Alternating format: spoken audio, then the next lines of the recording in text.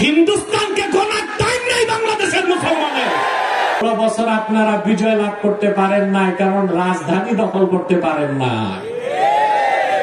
আর যখন রাজধানী দখল করছেন, অত্যাচারীরা এক কাপড়ে বিনা মেকআপে দেশ ছেড়ে পালাইছে। পালাইছে না? আরে আগে বলছি সেফ এক্সিট নাও। সেফ এক্সিট কোথা থেকে নিবে? কেউ পালাইছে স্বামীর বাড়ি, কেউ শ্বশুর বাড়ি, কেউ দাদার বাড়ি, কেউ গেছে আটলান্টিক পাড়ি দিয়া বাপের বাড়ি। এখনো চক্রান্ত বন্ধ নাই। একের পর এক দেশ বিরোধী চক্রান্ত চলছে।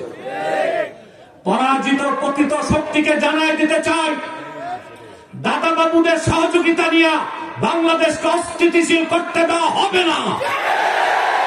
এদেশের মুসলমান কোন পরাশক্তিকে ভয় পায় না। হিন্দুস্তানকে গোনার টাইম নেই বাংলাদেশের মুসলমানের।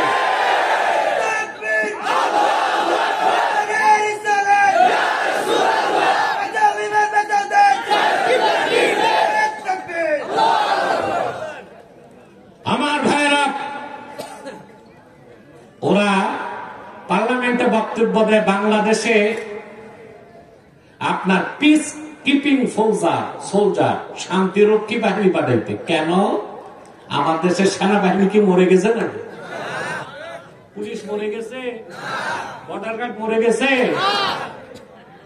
14 কোটি মুসলমান তো আছেই। বাংলাদেশের স্বাধীনতার বিরুদ্ধে কথা বলো কেন? এই সাহস কে দিছে?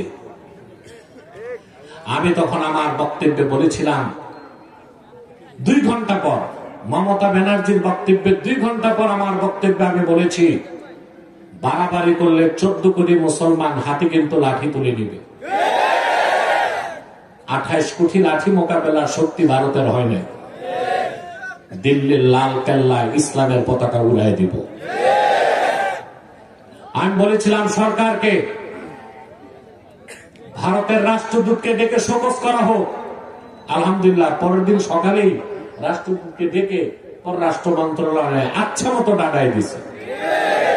কালকে কি হইল আপনারা দেখছেন, কলকাতার সব ভাইরাল চ্যানেল আমার বিরুদ্ধে নিউজ করতেছে। আমি সন্ত্রাসী? আমি হচ্ছে ডক্টর ইউনূসের উপদেষ্টা। ওই আপনার কলকাতার সাংবাদিক গুলো মেয়াদ উত্তীর্ণ গাঁজা খাইয়া সংবাদ পরিবেশন করে।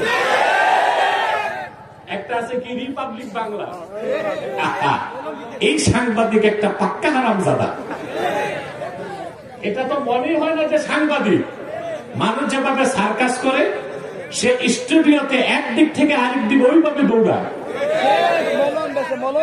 আর মনে হচ্ছে মলম বিক্রেতাদের মতো। মনে হচ্ছে এই যুদ্ধ লেগে যাচ্ছে, ফাইটার আকাশের উপর, বোমাটা শুধু ছাড়বে। ভাবছিলাম রিপাবলিক বাংলায় যত পাগল সাংবাদিক, এরপর দেখলাম না ক্যালকাটা নিউজ। আবার আজকে সকালে নিউজ করছে আজ তাক বাংলা। ওদের যত ভাইরাল পশ্চিম বাংলার চ্যানেলগুলো এই দেশের বিরুদ্ধে বলতেছে আর আমার বিরুদ্ধে বলে যাচ্ছে। আমি বলছি বলতে থাকুক, আমাদের কোনো তোয়াক্কা নেই, ভয় নাই।